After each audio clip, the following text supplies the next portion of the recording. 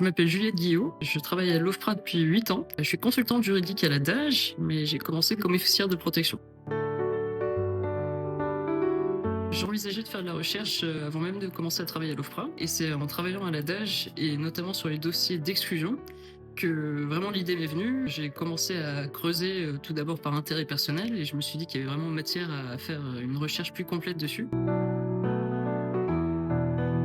Ma thèse porte sur les clauses d'exclusion, c'est-à-dire quand une demandeur d'asile normalement remplit tous les critères pour être considéré comme étant un réfugié ou pour obtenir la protection subsidiaire, mais on a des raisons sérieuses de penser qu'il aurait commis une infraction particulièrement grave, donc par exemple un crime de guerre.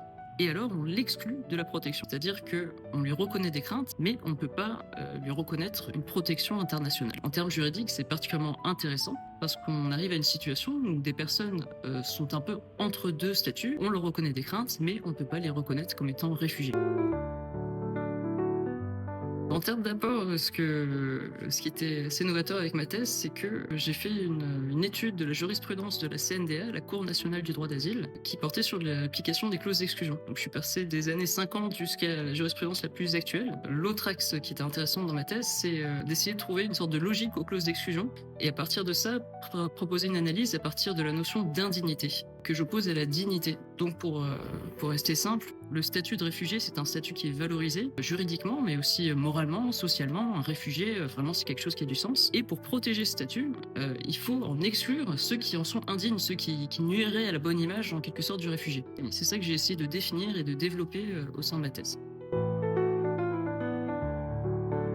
C'est vrai que c'était pas facile. Je continuais à travailler à plein temps et je faisais la thèse d'abord pendant mes vacances, pendant les week-ends. Ma chance, c'est que j'ai obtenu un congé de formation professionnelle. L'OFPRA m'a accordé ce congé de formation professionnelle pendant 1 an et c'est ce congé qui m'a permis de finir ma thèse en 3 ans.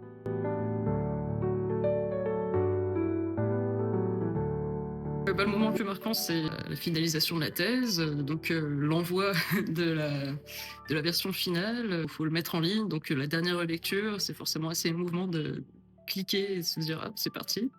Et ensuite d'avoir la thèse imprimée, après 3 ans de travail, ça fait vraiment quelque chose, c'est assez exceptionnel comme sensation.